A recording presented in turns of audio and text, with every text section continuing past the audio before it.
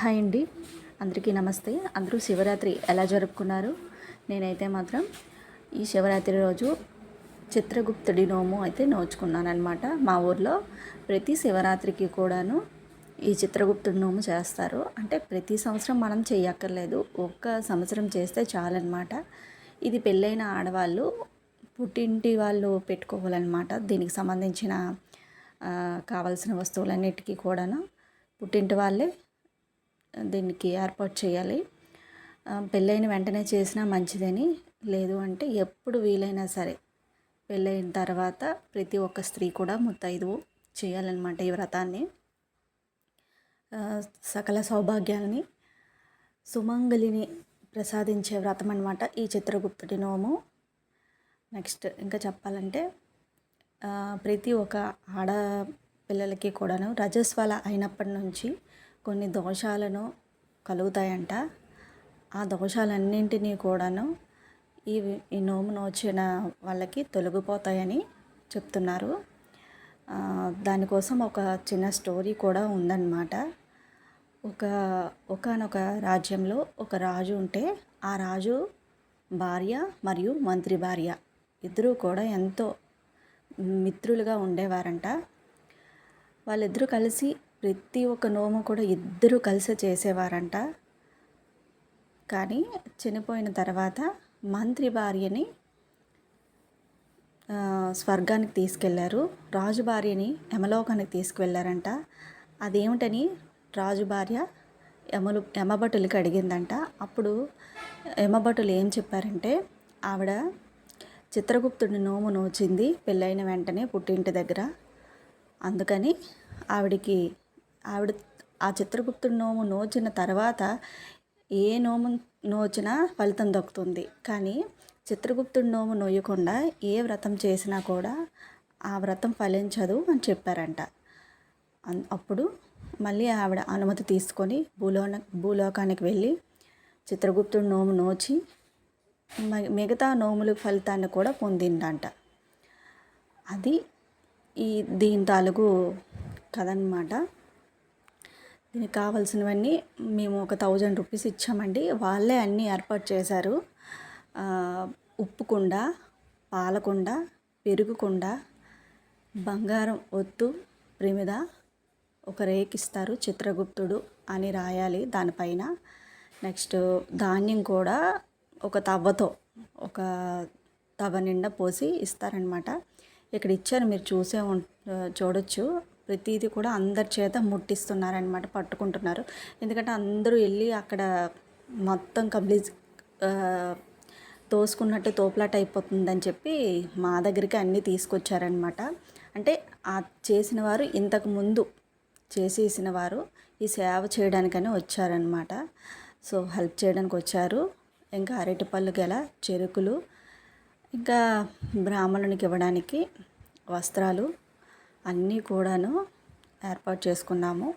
మొత్తం మీరు ఫస్ట్లో ఫ్రంట్లో చూసుంటారు, అఖండ దీపం ఫస్ట్ వెలిగిస్తామన్నమాట. వెలిగించాక అక్కడ పెద్ద రాశితో ధాన్యం పోసి, బెల్లం కుండలు, నెక్స్ట్ పాలకుండ, నెక్స్ట్ పెరుగు, ఉప్పు, ధాన్యం అన్నీ కూడా ఏర్పాటు చేస్తారు.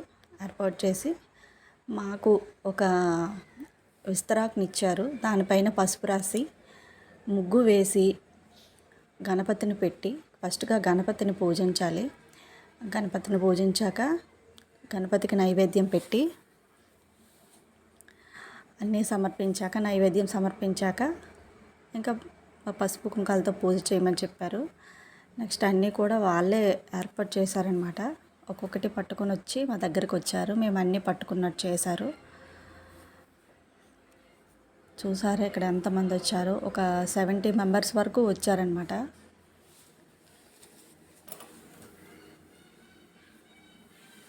చూసుంటారు కదా, పక్క ఊర్లో వాళ్ళు కూడా తెలిసిన వాళ్ళు ఉంటే వచ్చారనమాట. ఈ ఒక్కసారి చేస్తే చాలు పూజని, పెళ్ళైన వాళ్ళు ఒకసారి చేస్తే చాలంట. ఇంకా చేసిన వాళ్ళు ఉంటారు కదా, వాళ్ళు కూడా మిగతా వాళ్ళకి చెప్పారు ఇది చాలా మంచి వ్రతం అని. భర్త ఆయుష్ కోసం, అలాగే మనకున్న దోషాలు పోవటం కోసం, తెలుసో తెలియకో కొన్ని తప్పులు చేస్తాం కదా, అవన్నింటినీ కూడాను తొలగిపోవాలని కూడా ఈ నోము నోస్తారంట. సో విన్నారు కదా, మనకి తెలుసో తెలియకో కొన్ని చేస్తాం, కొన్ని చేయం. వాటన్నింటినీ కూడాను ఈ నోముల ద్వారా, వ్రతాల ద్వారా తెలిసిన వాళ్ళు ఎవరైనా చెప్తే చేస్తే మంచిది. మంచి విషయం అనేది ఎవరు చెప్పినా చేస్తే చాలా మంచిది కదండి. ఇది లాస్ట్ 4-5 ఇయర్స్ నుండి చేస్తున్నారంట ఈ నోము. ఒక్కరు చేస్తే బాగా బర్డెన్ ఎక్కువైపోతుంది. బంగారం, వెండి ఇలాంటి ఒత్తులు అలాంటివంటే కొంచెం అందరికీ ఇబ్బందే కదా ఈ రోజుల్లో. కాబట్టి సో అందరినీ ఒకే దగ్గర కూర్చోపెట్టి అందరి దగ్గర మనీని కలెక్ట్ చేసి ఇక్కడ ఈ మంచి కార్యక్రమాన్ని నిర్వహిస్తున్నారు. ఈ నోము గురించి మీకు కూడా తెలిస్తే నాకు కామెంట్ చేయండి. పంతులు బాబు గారు అన్నీ ఒకసారి చెప్పారనమాట. ఇంట్రెస్ట్ ఉంటే ఎవరైనా చేయండి అని చెప్పి. నాకు ఈ సంవత్సరం కుదిరింది, పెళ్ళైన 10 సంవత్సరాలకు కుదిరింది. సో ఎప్పుడు కుదిరినా సరే మనం ఈ నోము నోచిన తర్వాత మిగతా నోములు నోచిన ఫలితాన్ని మనకి వస్తుందంట. ఇది చేయకపోతే మిగతా నోములు చేసిన అంత ఫలితం వస్తుందో రాదో మరి నాకు తెలీదు, ఆయన చెప్పారు. ఇది నోచిన తర్వాతే మీకు మిగతా నోములు నోచిన ఫలితాన్ని చిత్రగుప్తుడి చిట్టాలో రాస్తాడు అంటారు. ఈ చిత్రగుప్తుడంట మనకి రహస్యంగా, అంటే గుప్త అంటారు కదా, మన శరీరంలోనే గుప్తంగా ఉండి మనం చేసిన పాపకర్మలు కానీ పుణ్యకార్యాలు కానీ అన్నీ చిట్టా రాస్తూ ఉంటాడంట. ఇతను బ్రహ్మదేవునికి కుమారుడని కూడా చెప్తారు. సో అన్నీ శ్రద్ధగా విన్నాను. కొన్ని ఏమైనా మిస్టేక్స్ ఉంటే సారీ, ఎందుకంటే పూజ చేస్తుండగా అంటే వీడియో తీయడం కష్టం కదా, వేరే వాళ్ళ చేత తీపించాను. అంటే మీకు కూడా చెప్పాలి, ఈ మంచి కార్యాన్ని మీరు కూడా నెక్స్ట్ శివరాత్రికైనా చేస్తారు. ఇదంటే ఈ పూజ అంటే శివరాత్రి రోజే చేయాలంట ఈ నోము. అందుకు ఒక నెక్స్ట్ ఇయర్కైనా మీకు ఉపయోగపడుతుంది కదా అని తీసి పెట్టానన్నమాట. కొంచెం పూజ చేస్తున్నప్పుడు మనం పూజ పైన దృష్టి పెట్టాలి కదా, అందుకనే వేరే వాళ్ళకి ఇచ్చాను. వేరే వాళ్ళు కొంచెం హెల్ప్ చేశారనమాట తీయడం.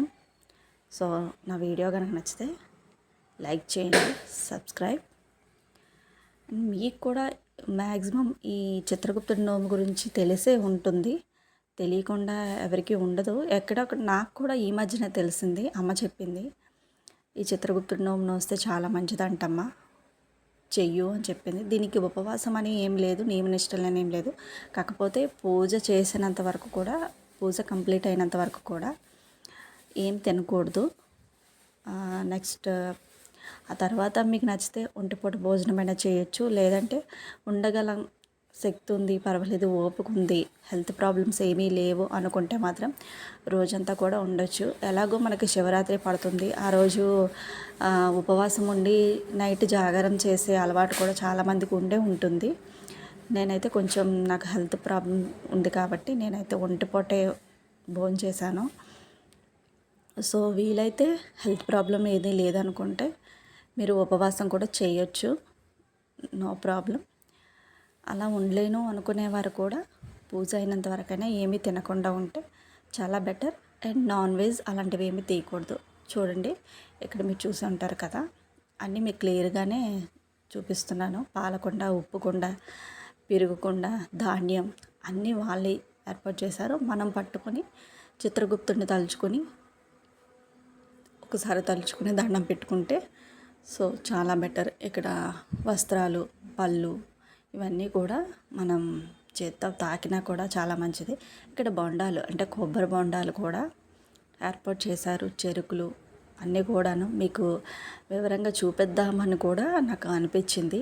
అందుకనే స్కిప్ చేయకుండా, నాకు వీడియో ఒకటి కలుస్తుందని కాదు, మీకు కూడా చూపిద్దామని. అలాగే 3 ముత్తైదువులకి ఇక్కడ తాంబూలం ఇవ్వాలన్నమాట. ఆ తాంబూలం కోసం జాకెట్ ముక్కలు తీసుకున్నాము. నెక్స్ట్ ఇంకొక విషయం ఏంటంటే ధాన్యాన్ని 365 ధాన్యపు గింజల్ని ఒలిచి దాన్ని అక్షింతలుగా చేసుకొని వాళ్ళు కొద్దిగా పూజ దగ్గర కొద్దిగా పెడతారు. అక్షంతలు ఈ అక్షంతలను కలుపుకొని మనం రోజు మళ్ళీ శివరాత్రి వరకు కూడాను తలపైన వేసుకోవాలన్నమాట. ఒక 2 గింజల్లాగా వేసుకోవాలి ఈ 365 రోజులు కూడా. అలాగే ఈ లేడీస్కి ప్రాబ్లం వస్తుంది కదండి, పీరియడ్స్ ప్రాబ్లం. పీరియడ్స్ ప్రాబ్లం ఉన్నప్పుడు ఆ 5 డేస్ స్కిప్ చేసి మళ్ళీ నెక్స్ట్ మనకి 6th డే రోజు వేసుకోండి. ఈ 5 డేస్ అక్షింతలు ప్లస్ ఆ 6th డేది మొత్తం కలిపి ఆ రోజు వేసుకోవాలన్నమాట. అర్థమైందా మీకు? ఈ 5 డేస్ కూడా మనం వేసుకోకూడదు. ఆ 5 డేస్ కూడా ఏంటంటే వేసుకోకూడదు, తర్వాత వేసుకోవాలన్నమాట. ఆ అక్షంతలను ఈ అక్షంతలను కలిపి వేసుకోవాలి. సో మీకు అర్థమైందా? నా వీడియో కనుక నచ్చితే లైక్ అండ్ సబ్స్క్రైబ్.